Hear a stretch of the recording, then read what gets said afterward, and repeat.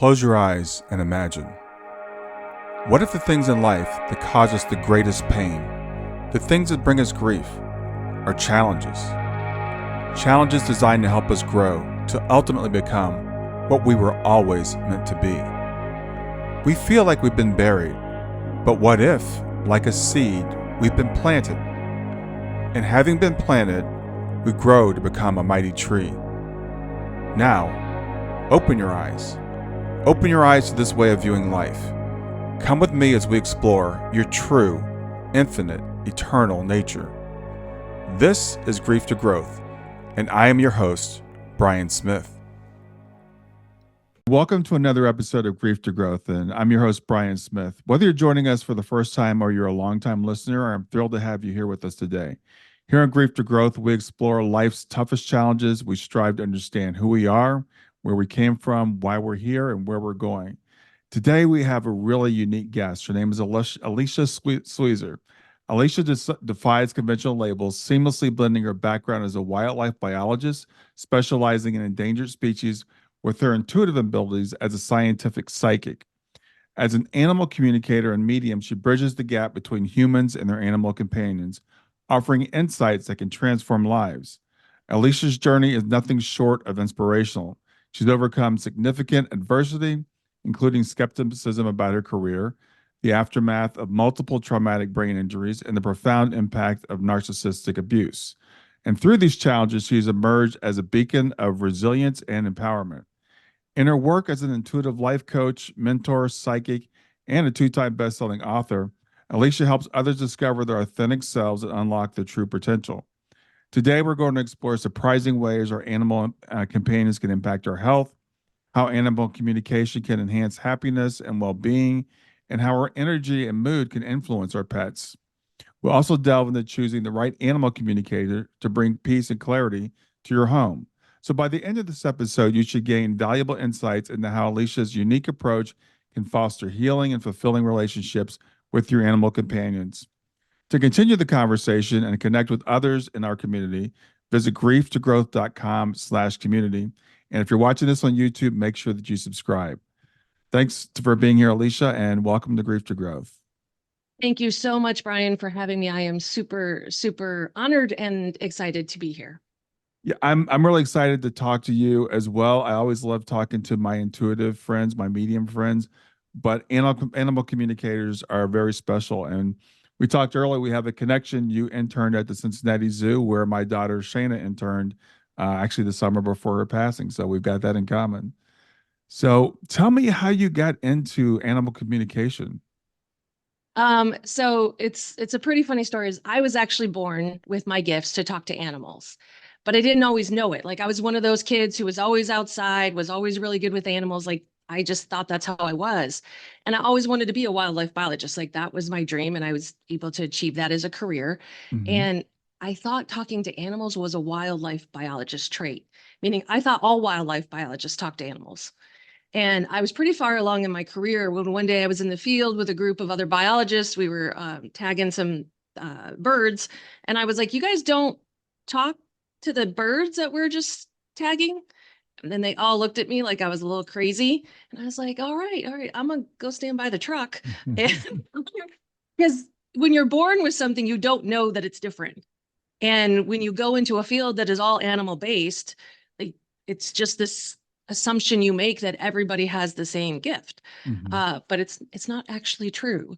So yeah, it was pretty funny. And then as you said, I received, a traumatic brain injury and I wasn't able to be a biologist anymore. And so I was like, okay, how, it opened up this really long healing journey, right? Mm-hmm. Where I was able to learn about other modalities, other healing tools, that sort of thing, learning to listen to my body, how to heal her, and really open and develop my gifts. And so that's what started. I was like, okay, then I received the intuitive message of like, you're going to start to do this as a business. And I was like, I'm going to do what now? Mm-hmm. And because the truth is, I don't know anything. Like I've taught myself everything along the way. I didn't know anything about running a business, how to start one, any of the things I've done, I've taught myself. And so that's just a little inspiration to anyone out there. If you think you can't do it, you can. You Yeah. can, you can, you can. And so then I started to use my animal communication to help pet parents and their animals in all kinds of situations, create better relationships, provide healing, and really get peace of mind. Because if you're an animal person, they're a whole world. And when something's going on with them and we don't know what it is, it's really challenging for us. So Yeah. it was not a straight line. It's a very curvy line. So you always had this affinity for animals, and you said you were born with the ability to communicate with animals.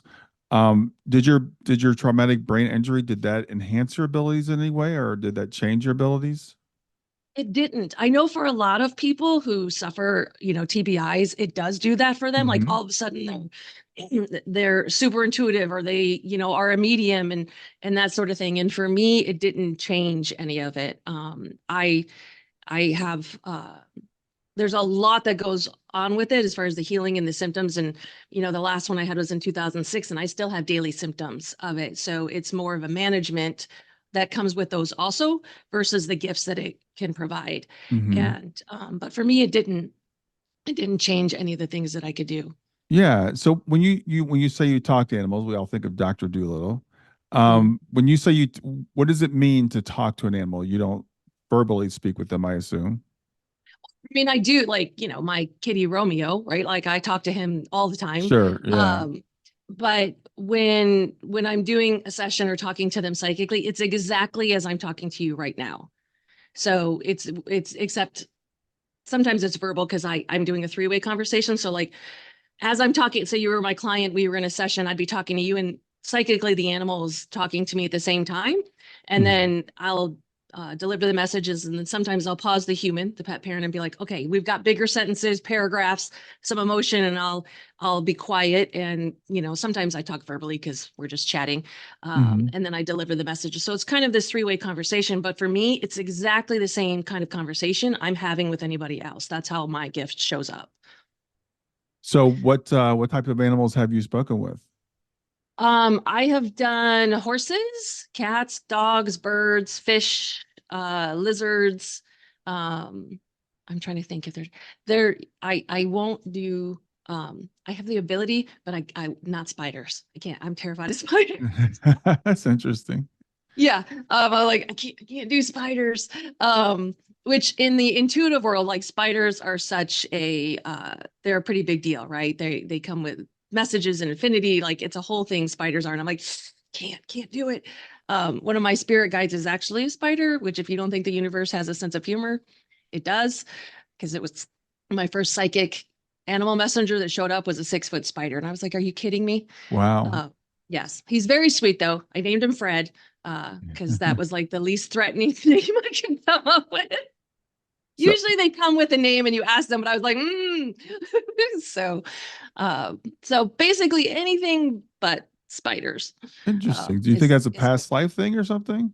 I think it's both. Like I've cleared it, but also like it's a one. Obviously, the whole death factor, but it's the way they walk. Like even land crabs, if you ever see like there's this it's called like the giant coconut crab, and the way Hmm. the legs, I can't with the legs. I can't do it. Yeah, So that's really interesting. 'Cause I know a lot of people have aversion to spiders and snakes. mhm. So, but are you cool with snakes? Yes, it's usually one or the other. Even in biology, like even in wildlife biologists, it's usually one or the other. Really? Uh, yes, it's either spiders or snakes. So it's pretty interesting how that shows up. But yeah, snakes I'm totally fine with. Okay. And how did you make the transition? Now, I know you're a wildlife biologist. You're Mhm. trained in that. That's a lot of work, and I know you had the TBI that forced you to make the transition. But how did you decide I'm going to become an animal communicator? Did you know any animal communicators? I didn't. I still don't know very many, and I've been doing this for years. It was everything I do is intuitively led. So it's divine. Like I get messages, it says, go do this. I go do it.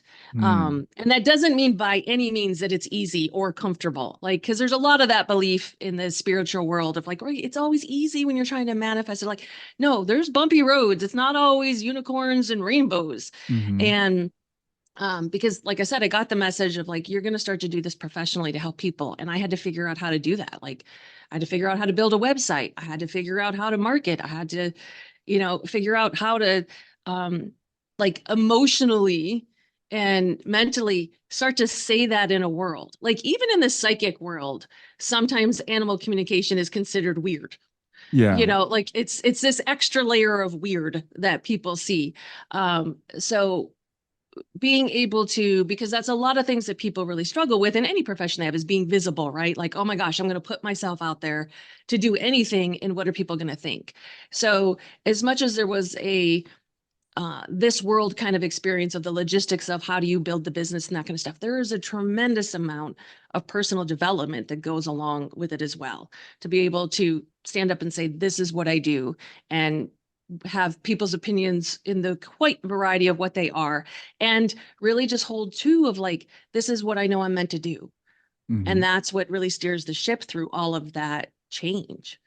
Yeah, And that's a really great point. And following your intuition, as you said, it doesn't mean things are necessarily going to be easy.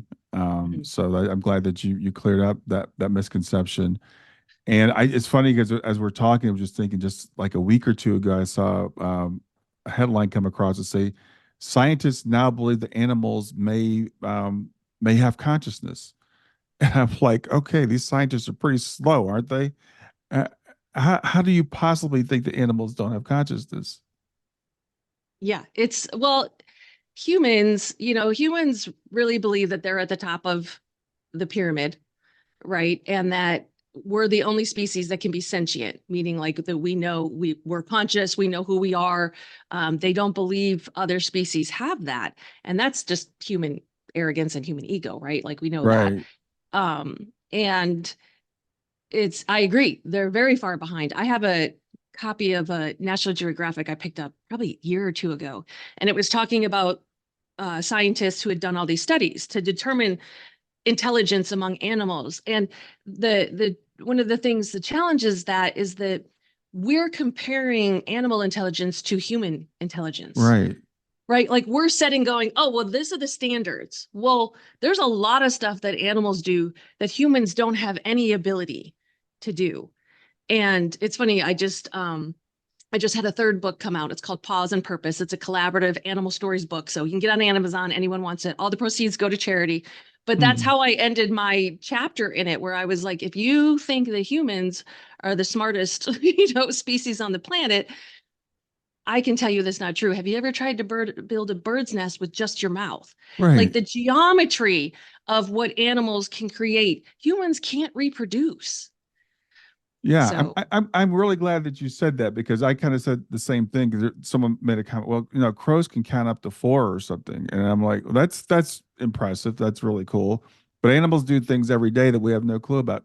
Going back to spiders, I had a spider that would build a web on my deck every night, and then every day, every morning, it would tear it down, and the next day would build it again.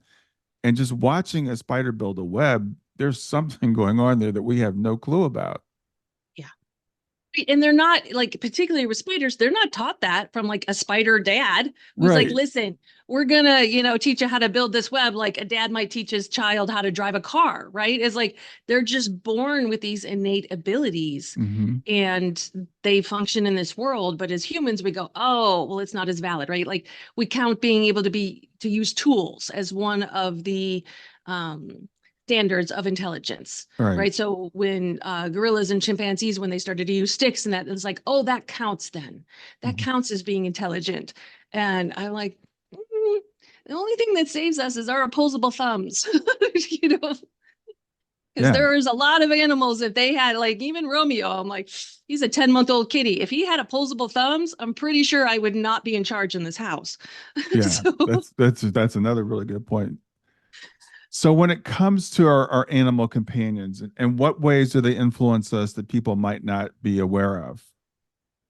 um oh gosh, so many ways. Okay, my brain just went like 9,000 places, and I was like, um so one, they have this healing ability of just, we and with the hustle and bustle of our world and how it's getting faster and more, disconnected with technology, when we're around an animal, our body changes. So like if, like they've done the studies, right? Because it's gotta be that scientific part of like, Yeah, we have to. when you pet a cat, your heartbeat slows down, your blood pressure goes down, this kind of thing, that it changes that. And as well as like they bring so much joy, right? Like whether you're a dog person, cat person, a horse person, like when you go home or you go to the barn, there's just your what happens to your body just changes when you're in their presence. And that's the part we don't really talk about, right? Because it's quiet and we only notice the things that are loud. And there's so much that goes on in the quiet of this world that just goes unnoticed. Hmm. And it really, really changes things that we don't even recognize, where we're like, oh, okay. And that's one of the things, energetically, like I teach my clients or that I talk about is, you know, um, our energy affects our animals as well, just like their energy affects us. And if we're not paying attention to that sort of thing, the relationship we have with them can be totally different than what we want it to be. And experiences we have. Because like one of the questions I get asked all the time is like, how does my animal know that we're going to the vet? Like, I don't even have the carrier out yet and they're hiding under the bed. Yeah. And so I teach them, like I walk them through this exercise of like, okay, take a deep breath. Now I want you to think about taking your animal to the vet and then notice what happens in your body. A lot of them get tense. Well, your animal felt that, because for animals, the universal, I mean, for everyone, but humans have kind of don't pay attention to the level, but energy Hmm. is the universal language. Hmm. So animal behavior is based on energy, because everyone, he's like, oh, you track the animal behavior, right? But if we go deeper and we say it's the energy that actually dictates whatever behavior they're going to have. So if they felt you get stressed, they don't exactly know that it's the vet, but they're like, ooh, something is up. I'm going to go hide.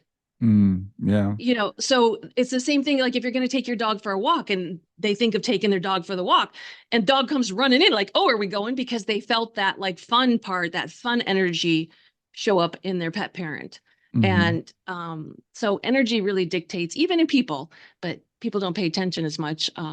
Energy is what dictates Yeah, so many that's things. that's really interesting because we always try to figure it out from I guess a rational point of view, Mhm, forgetting about that there is energy.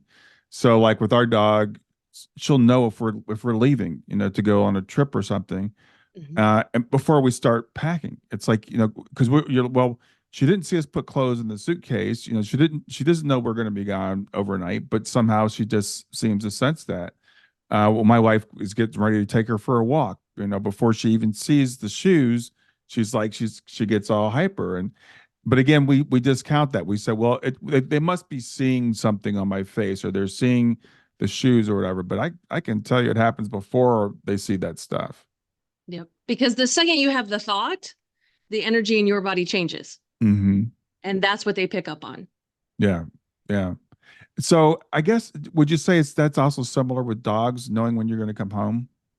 Absolutely. And it's interesting. They've done studies of dogs and cats. And I know all the dog people out there might get upset. It's just one study. So, take it or leave it. Um, that cats are actually better at tracking when their pet parents are going to come home. Hmm.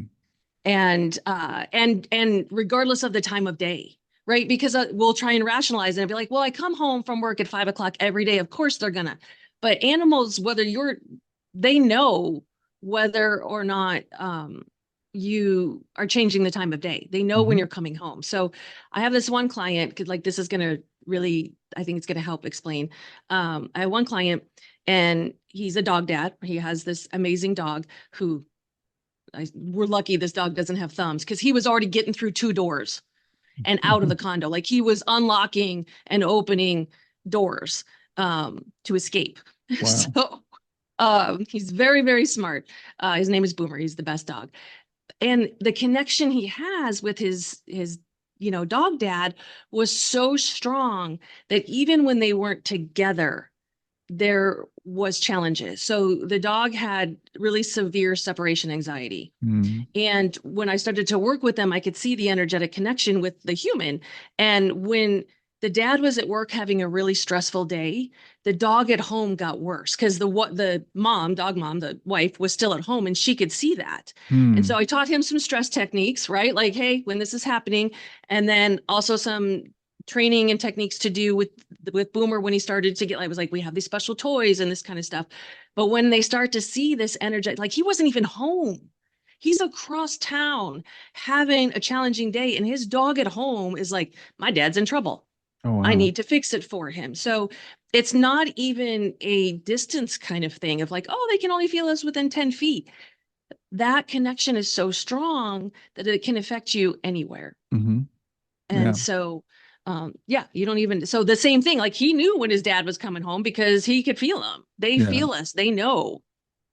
Yeah. My dog, I take a walk every morning, and my wife, she lets her out first thing, because I'm out, and my wife will raise the shade in the living room. So when I walk by, or when I'm coming up the street, my dog, 5 minutes before I get here, and she doesn't know what time I left for the walk or how long, she goes to the window and she waits for me. And I think they've done studies, and they've shown it's not the time of day. It's not that they can hear your car, all the things that people try to rationalize. They sense that we're coming home. Yep, So absolutely. where was Boomer going when he was trying to get out? It was so, he's such a sweet dog. He had previous owners and he was abandoned. Mhm. And so he was trying to get back to those previous owners. Oh, Even though he was in a forever home, he didn't understand, like, no, these aren't your people anymore, because he was just flat out like, it wasn't like he was, um, oh gosh, what's the word? At a shelter, right? Where he was taken, like he was just abandoned. oh wow. And Mhm. so he was like, I've got to find my people. I've got it. Um, He didn't understand that they left. And so I had some conversations with him because a lot of it is basically like counseling, right? Like I facilitate the humans, I facilitate the animals, and got him to understand of like, no, you're safe here now, this mhm. place, these people. And he was like, oh, okay. All right. And so that escaping went away. That behavior stopped because he now fully understood that, okay, those aren't my people anymore. These people are here. Even though these were great pet parents and they told him all the time, right? You're my forever home. We love you so much. He still didn't understand. And that happens a lot. I have a lot of clients that they shower, on their animal and they say it's forever home and they still struggle with separation anxiety. So when we can do that healing work and have those conversations, it changes it. Mhm. So why do you think it is that you're able to communicate that to the pet, and sometimes the pet parent is not able to make that communication? It's really the third party thing that when someone unbiased is saying it, because I was having this Mhm. conversation a couple of weeks ago with someone, and I was like, I think it's the unbiased part. Like, right, all of us who've ever been married or whatever, like your partner, you'll tell them something, and they are like, but if their friend tells them it, then they're like, oh no, this is the greatest thing ever, and the partner's like, I told you that a week ago. Like, what are we even doing here? Yeah, So yeah. I really think it comes down to that, where Hmm. it's because I'm not tied into the energy, right? I'm not tied to, there's no bias from me. There's no investment in like trying to make them believe something. Like I come in with a clean energy and as a third party and be like, look, this is the truth. These are your forever home. Hmm. Um, and because another example is there's a dog dad. He works with Great Danes and he has Great Danes, and they took a Great Dane in, and she didn't have. It wasn't a traumatic change. It was just her previous owner moved across the country, and he's like, I can't take her. Right? It's not like taking a Chihuahua. It's a Great Dane. Right, And right. he was moving to California. He was like, I can't take her. So there wasn't any of this really traumatic abandoning or anything like that. But Trinity went to live with these new people, and they're amazing pet owners. Like they are just amazing, and they told her all the time and she struggled. She was Mhm. always still with the dog dad, and we had a conversation with her. And I did some, and it was actually at a live event I was doing. I volunteered for the Arizona Animal Welfare League. They did a big charity dog walk, and they asked me to come. And so it was like crazy. There's thousands of people, and like I'm doing these really short sessions, so it's not even like it was in this really quiet kind of how it is normally done virtually. And So even in the few minutes I had with her, I was like, no, this is the truth. This is, that's not there. Da, da, da, da, da. And now they go to the dog park. She's off running. She's not stuck to his side. She's free. She feels safe, secure. So I really think it's just the third party. It's someone Mhm. unbiased outside of the relationship, validating what's happening for them, right? Like really seeing and hearing them, and then showing them what else is possible. Yeah. Wow. That's awesome. So I know you're a medium also with Mhm. people. Do you communicate with animals that have Yes. transitioned? Okay. Yep. So I'm a medium for people and animals. Yes. Okay. And so when do pet parents call you in terms of like mediumship with their animals? What types of issues are they dealing with? Yeah. So I get a lot of like end of life transitions, but Hmm. also as far as just the very direct mediumship, a lot of times we have so many questions after the fact, like, oh, was it the right time? Did I do the right thing? There's so Yeah. much guilt and worry, and particularly if there was any financial challenges, right? Like you couldn't afford the treatment, that makes such a huge difference for us Yeah. humans left, because we're like, what if I could have had the thousands of dollars for that? Like, would they still be here? It's all the what ifs and the would haves, and are they doing okay over there? Are they going to be able to come visit? Those kind of things. And those are just, they're so very dear to my heart. And because it does make a difference. Like there was this one woman, was at another live event. It was so funny. 2 years 2 years she has struggled with the questions and the guilt and the shame and the sadness, because she had to help her cat transition, right? She had to have him euthanized. Right. And she was like, did I do the right? All of that kind of 2 years. And in 10 minutes, we had a session, right? I was like, this. And she was, because here's the thing, I can't make this stuff up that I say. Like my imagination is not that good. I am super analytical. So when I am giving you the messages and they're like that, no one else knows that except me and Hmm. my cat. Like I said, my imagination's not that good. Yeah. So, but now like her whole life has changed.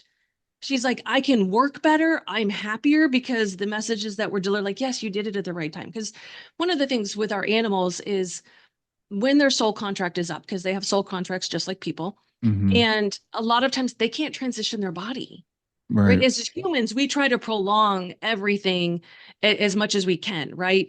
Animals are very matter of fact about life and death. They're like, nope, I know I'm coming in for this much time.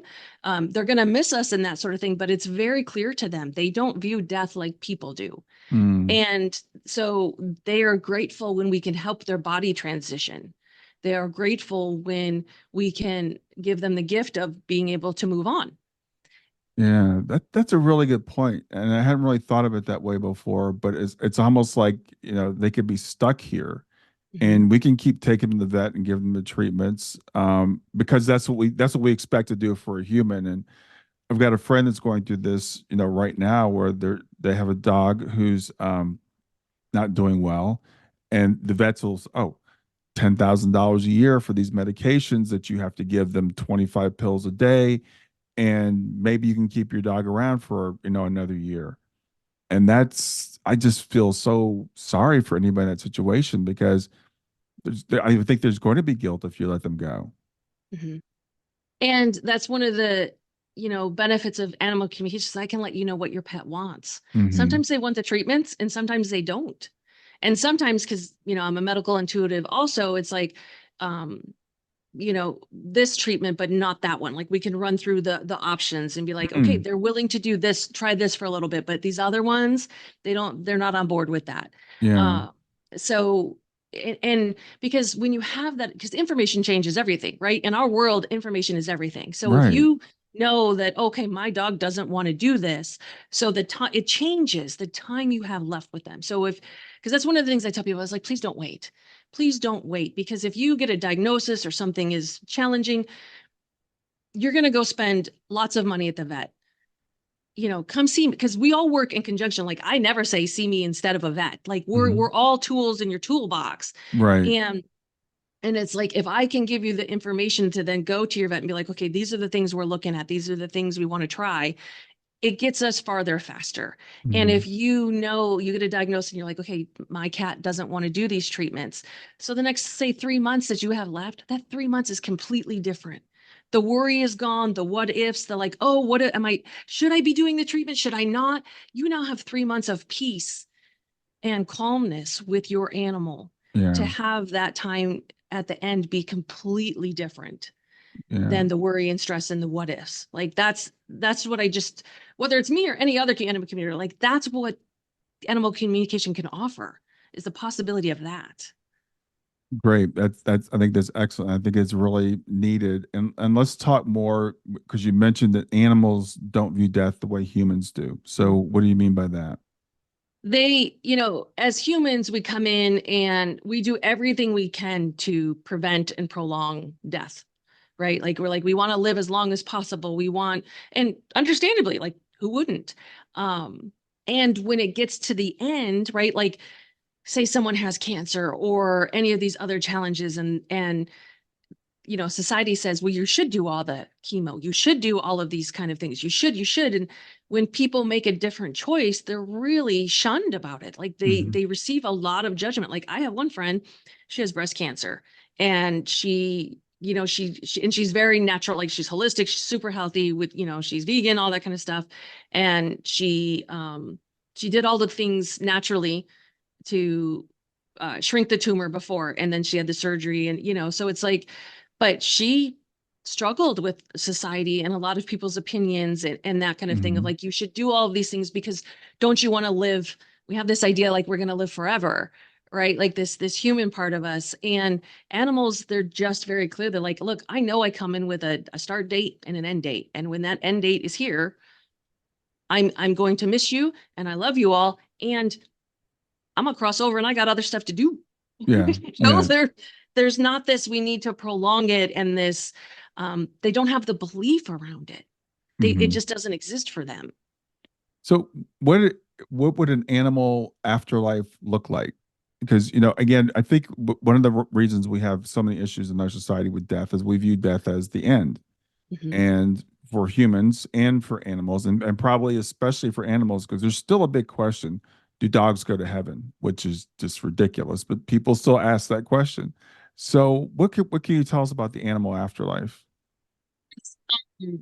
It's the same, right? So how it works for people or animals is we're here, right? We're on this human plane, having this human existence.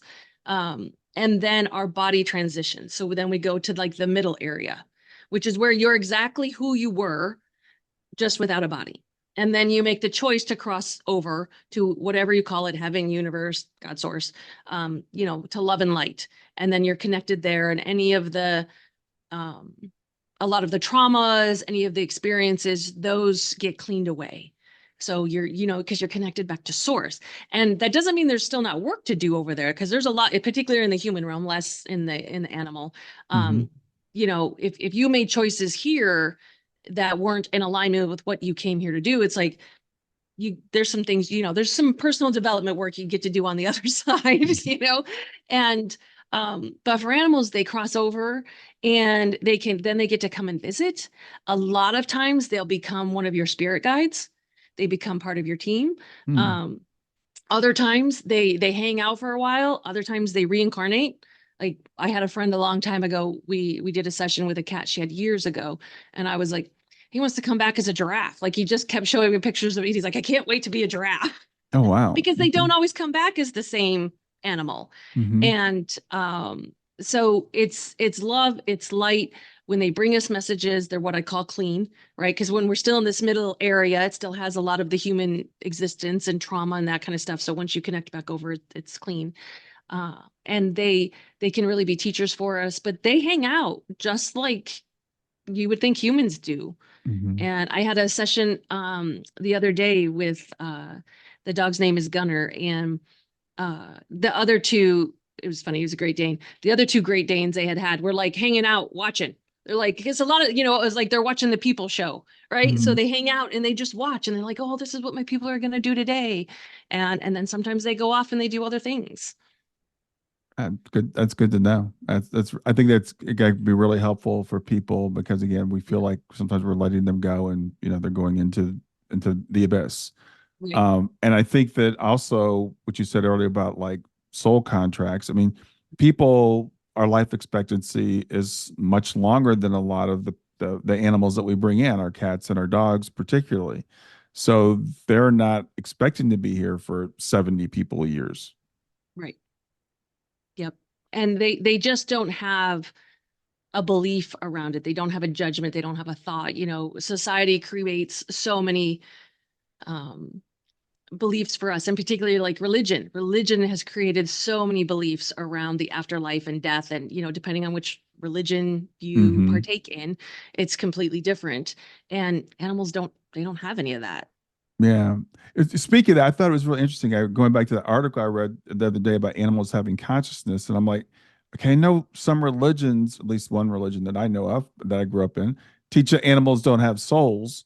Right. Is that, I mean, I'm like, are scientists like, did they get caught up in that? Because why would they have less consciousness than we do? Because we are animals. We're all the same.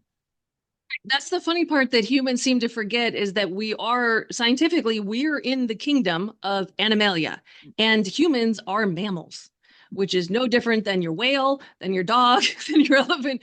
We're exactly the same. And you're right. There are some religions who say, you know, they don't have souls. And there are some that say they don't have souls, but they have a spirit. And here's the thing is like, though that's all human constructs, Hmm. right? And because everything is an infinite being, right? Like I'm not just as like we use the word soul, but inside I'm an infinite being. And when I cross back over, I'm going to be this massive infinite being. Like I can only shove so much of me into this tiny little human body. You know Hmm. what I mean? That's when we talk about when you connect back to your intuition, your higher consciousness. It's like there's all your other past lives and everything you have. It's like we can only stuff so much into this little body. And so it's a human belief that once again it's the human ego, right, of Hmm. like we're at the top of the chain, so nothing else can have consciousness. That's all created by humans. And um and and you're right, it's like how do we believe they don't? Because people are always surprised. They're like, oh my gosh, this animal has such a personality. And it's like, well, of course, like us animal people, we're like, how is that new to you? But Right. there's a lot of people, a lot of humans that they have no idea because they've been taught all this other stuff. And it's like, no, they have exactly the same infinite beingness that we have. And I always go back to like, let's go up, right? Like, and you're right, like, let's go to consciousness. Because guess what? Trees, I talk to trees. Hmm. You know what I mean? Like, and plants and right, they have consciousness. Everything it doesn't have to just be animal or human. There are so many things that have consciousness, let alone if you start to get into the super, right? It's like sprites and fairies and, you know, entities, Hmm. like any of that kind of stuff. They have consciousness, which is a whole other world of, you know, conversation. Right. Um, but yes, it's no different. Like when we go to the big scheme of things of like, no, everything has consciousness. So Yeah. animals do, will do. We're going to go down a little bit of a rabbit hole here because I was talking with a friend of mine. We were talking about everything having consciousness, and he said, "So if I pick up that rock and I throw it, does that mean it hurts the rock when it hits the ground?" How would you define everything has consciousness? Now, to me, it's obvious that trees and plants have consciousness. We can see them responding to pain, moving towards light, moving towards water. So, is there a limit as to what has consciousness? In my world, you know, I can't speak for everybody. It's like this is what the information I have that has been delivered to me from, you know, the universe is like, yes, everything. Hmm. I, you know, that's why people use crystals so much. Crystals have an energy, crystals have a consciousness, crystals and I'm not great. Like I have friends who are amazing at crystals. Like I'm not great at them. Like if I'm in a store and someone's like, you need to buy me, I just listen, right? I'm like, I'll buy you. And here's the thing is like, then where I put them in my house, I don't decide that. I ask them, I'm like, where are you supposed to live? And they go, oh, I'm supposed to go over here. So like Hmm. even this morning, when we came in to do this, I went to my stuff and I was like, okay, which ones of you want to be on my desk today? Hmm. And they told me, and I brought them, and I was like, okay, where do you guys want to sit? And they're like, I'm gonna be over here. I'm gonna be over here. This one's gonna be in the middle. So my desk has one, two, like five of them, Hmm. uh, additional ones versus the ones who already lay around here, uh, because they tell me. Yeah. And so that's not me making it up. Yeah. right? And so everything has a consciousness to it. I use candles a lot if when I'm doing my own like personal spiritual work. I have colors. I don't pick the colors. Like I get a message like you need to have a purple candle. So I'll go buy a purple candle. And then when I sit down to do my work, like the candles tell me where they're supposed to be in the room. Hmm. So that's their conscience because they're going to contribute to, what my healing in that moment. And they're telling me that's probably pretty woo woo for a lot of people, but it's the truth. That's consciousness. Well, it's interesting. I I like to push limits, right? So this is a fairly new concept to me. When I think about it, though, when my girls were little, they were naming everything. They would name my car. They would name, everything. Was had personality, had consciousness. And I know a lot of what we call them indigenous cultures Mhm. have realized that more and more things have consciousness, and then we have gone so far to the other extreme that we're just now coming back to around to the fact that animals have consciousness. We've had pets for tens of thousands of years.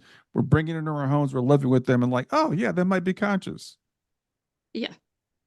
It's so true. Like, with civilization, right, and development, we lost some pretty significant things along the way. And Hmm. now you're correct. We are circling back to them and still seeing them through very human eyes and human standards and human beliefs. So And hopefully we start to you move mentioned along. earlier about reincarnation, and again, some people it's just funny how people always have to try to differentiate. So let's say what people have souls, but animals have like some animals have like a collective soul. They don't have individual souls, but I don't even know what they mean when they say that. Again, they just have to draw this line. But do animals ever come back as people, or do people ever come back as animals? There is mixed uh, information on that. I don't know what the right Hmm. word is, like beliefs. There are some people that say that they do. There are others who are like, nope, they don't. I have, in my experience, I have not seen a animal come back as a person or a person come back as an animal. Mm. I have read some stories and talked to people where that's happened and it didn't go well. But there are other people, in the spiritual world who say that that is possible. So until we get back over to like that's one of those we don't get the full answer to, I think, until we get back over to the other Oh side. yeah, It's on the list of questions of like, look, these are the big ones that I want to know when I get back over there. So like I said, it depends on who you ask. For me, yeah. I haven't seen it and I don't it's all consciousness. And at the same time, right, we get to remember there's a collective consciousness that comes with us. So like we talk about our infinite being, like every past life when we like all of those experiences are Hmm. there. Hmm. When we come into a human body, we're only able to access so much of that. And animals have different experiences. So if you were going to take an animal and put them in a human body, their consciousness and their experiences from their past lives are very, very different than a human's. Yeah, yeah, that's a good point. And it's funny because you said it's one of the things we get down. I like to. That's one of I have my questions that are really important to how I live my life today, and then those are just kind of like fun to play with, right? Mhm. It's not going to change how I live my life right now if I've ever been a cat or if I'm ever going to be a cat. What's important to take away from this conversation is my cat has consciousness, and I can communicate with my cat. My cat can communicate with me, and we each have our soul plan, and we are here together, and as the pet parent, we've got responsibilities Yep. to the animals that we bring into our homes and the animals that we interact with. So I think those are the important things to go with. We can play around with whether or not we'd ever be a cat. And they don't like, there's times I currently have one of them that just because they're in a particular animal body, that's not actually what they are. So like Pip, my kitty who transitioned a little over a year ago, I always knew he wasn't a cat. Like he was pretty magical. And I was like, I don't know what you are, but you are not a cat. And then about 3 weeks after he transitioned, I was able to see what he was. Hmm. Romeo, who I have now, he's actually a dragon in a Hmm. cat body. And I had other people check. Trust me, when he showed up, I was like, what are you? And I had other intuitives. I was like, am I crazy? And they're like, oh no, that's a dragon, the kitten Oh wow. body. I know someone, she has this amazing pit bull who is a griffin. Oh, wow. Okay. Yeah. So that's the other fun part of it too, is like if you're looking at your animal and you're like, it just doesn't act like a dog. You know what I mean? Like Yeah. we No, have some special ones like that. It might not be a dog, just now might you be got in me a dog wondering about body. Stevie. Yeah, my dog is Stevie, and it's like, okay, are you, yeah, that's now I have to think about that. So I know we've talked a lot about animal communication. We talked a little about mediumship, but I know you're also a life coach. So how do you work with people through life events? Yeah, so because I don't do anything small apparently, so I'm a multi-passionate business owner because I have a whole, like you're right, I have a whole people side to my business as well. Mm-hmm. And for the life coach part of it, I do a lot of relationships. I do a lot of like narcissistic abuse recovery, just because those are the experiences I've had in my life. And because I'm super analytical, and being intuitive at the same time, it allows me to see things differently. Like I'm really good at seeing patterns. So I can see your pattern of behavior. And Mm-hmm. as I'm working people through things in their relationships, or, I love to be able to teach people conscious communication. And I love to be able to teach them the difference between reacting and responding, right? Your life is so different if you pause and you learn what that is. And you do this internal work, and then you can respond to a situation. And so, because I can feel the energy of that, it's like I can catch that moment of like right there, that thought that you're having, because they don't even know, like it's because it happens so fast for them. I was like, that right there, that's where we change it. And they're Mm-hmm. like, oh my gosh. So it's one of these really cool places that I still get to use my analytical abilities as a biologist to really help the humans and have different relationships, communicate effectively, create the things they want in their life, and teach them intuitive tools along the way, because we all have it. So it's like, why not use your intuition to change your life as well? Yeah. So do you do help people use their intuitive tools or help them I develop them also or have a whole other, you know, I also am an intuitive mentor, which is like one of my absolute favorite things, is to teach hmm. people what their gifts are and then how to use them. Mm-hmm. Whether you're clairaudient, clairvoyant, claircog, all any of the clairs, it's like I teach them what that is and then how to use them in their life. And we all have superpowers. Why not learn how to use them? Because your life can be so much different. Yeah, well, I think the first thing is being open to the possibilities. Because as I was, hearing you saying, well, I asked the crystal where it wants to be, like people probably going, what does that even mean? But first of all, you have to be open to the possibilities and understand the way that this works, because Yes. it's not like you. Well, I don't know about you, but like I've taken a little bit of mediumship training, Mhm. and as I've done it, I'm like, because I'm an engineer, I'm a chemical engineer, and I'm like, okay, this is not going to work, and I'm not hearing anything, I'm not seeing anything, but I would just say what I was feeling, or Yep. what I felt like I was making up. And sometimes it was completely wrong, but sometimes it was like, oh wow, where did that come from? And it was right. So it's just being Mhm. open to that possibility. Yes, I call people like you and me left brain empaths because we're Hmm. super analytical and we're feelers. Yeah. And Yeah. and that's one of the things that in particular our subset is that we teach people like the feeling of a logical thought versus the feeling of an intuitive thought, because we think, oh no, I'm making that up. And when we get to that finite, detailed, magical feeling, because there is a difference in the feeling of a logical thought and an intuitive thought. And Hmm. when you experience that, you're like, oh, okay, I'm not crazy. Because us with really strong brains, we can override anything. Yeah. And when we're feeling like, that's one of my favorite things to teach, is like there's a difference. And once you start to learn that, the self-doubt goes away, you start to use that superpower. So I get very passionate and excited about I meet other left brain empaths, so I'm super excited for you. Yeah, well, I think it's extremely important for us to understand, and it's funny because I think I think I used the word woo with you earlier, but whenever I use that word, I was in an interview. I know I did yesterday. I was being interviewed, and I used the word woo woo, and I'm like, but I am not a woo woo person. I'm a very rational person. I'm Mhm. I'm I'm like the things that I tell people that I don't even like the word believe, that to me the evidence is there for. It's because of evidence. It's not because I'm woo woo. It's not just because I want to believe this, but there is intuition, there is ESP, there is clairvoyance, there's mediumship. All these things are real.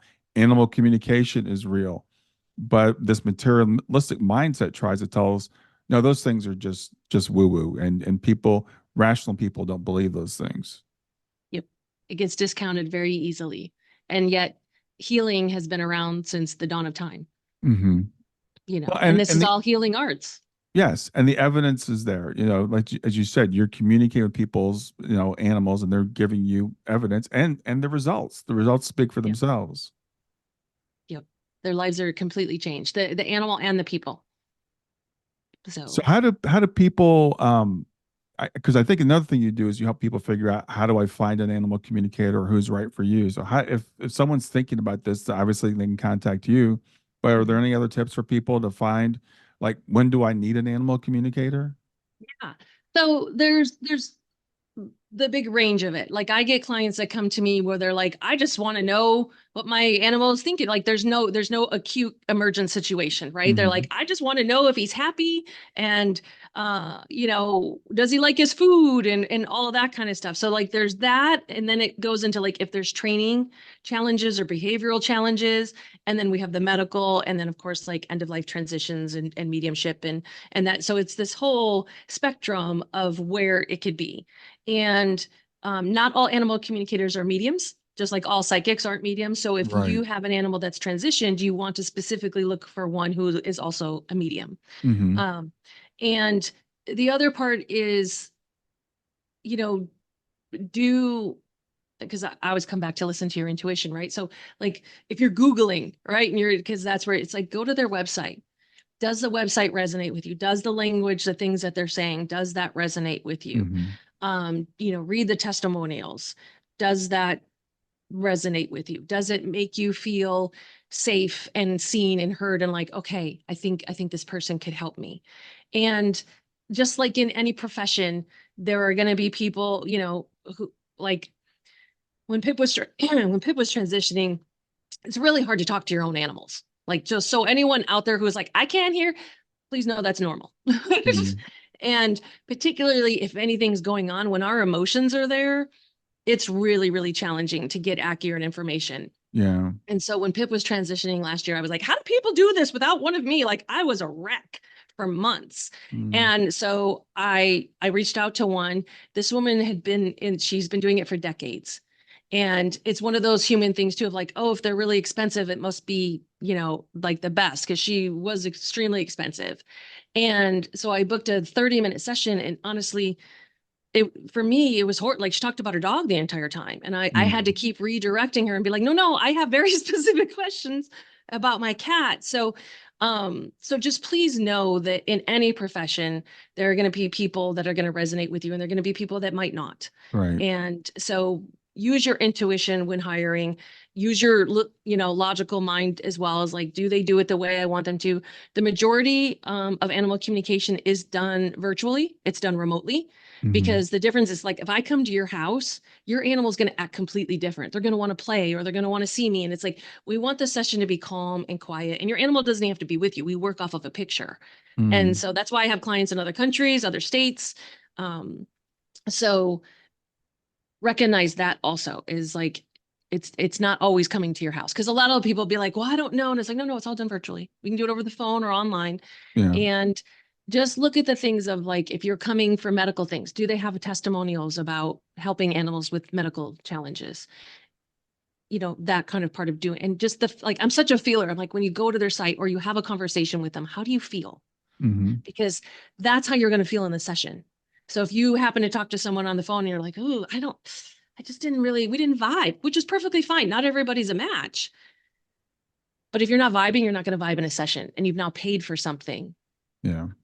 you know. That's a really good point. Whether you're talking about an animal communicator, a life coach, a medium, that's important. That vibrational match. Mhm. So, Alicia, we're coming to the end of our time. I want you to tell me about your books. I know you've had a couple best-selling books, and you said you have a third one that's out. Yes. So they're collaborative books. We just the second one came out in God, January. I'm trying to think, because I always think when I write them and you submit them to the publishers, right? And that one was called Awaken Your Magic, and so it's all transformational, intuitive stories that the publishers put together. And then I had this idea of like, why don't we do an animal book? Like, there's so many people who have had an animal help them or transform their lives or that sort of thing. And so that's how they created Pause and Purpose. Uh, Mm. and like I said, all the proceeds of all these go to charity. So when you buy it on Amazon, it's not coming into my pocket. It goes to charity. And I think there's 26 stories in the Pause and Purpose book, and there's horses and cats and dogs and all kinds of things. And it's very close to this one's just particularly close to my heart. Yeah, awesome. Anything that I should have asked you that I didn't? Um, no, I think because we talked about not waiting and that, it's done virtually as well as like it's one tool in your toolbox. Trainers, that's animal communicators, like, build a toolbox that can help you Hmm. support your animal. No, I think this has been a fabulous conversation. I think we talked about so many things. Great. Well, let people know where they can reach out and find you. Yes. So, Who Knew Healing is the name of my business. So please visit the show notes, whoknewhealing.com, or you can Google my name. I'm sure it's out there. And there's lots of information on my website as well for all kinds of things. There's a blog, and I had a podcast for a year and a half, and it's basically like mini classes. So if you want to learn your intuition, if you want to learn relationship stuff, if you want to learn behavioral stuff, you want to learn animal stuff, it's all on there. So please, I made those for free. So please, please, please use them. Nice, nice. Well, Alicia, it's been a pleasure getting to know you today. Thanks so much for what you're doing. This has been such a joy, Brian. Thank you so much for having me here, and thank you for everything that you contribute to this world as well.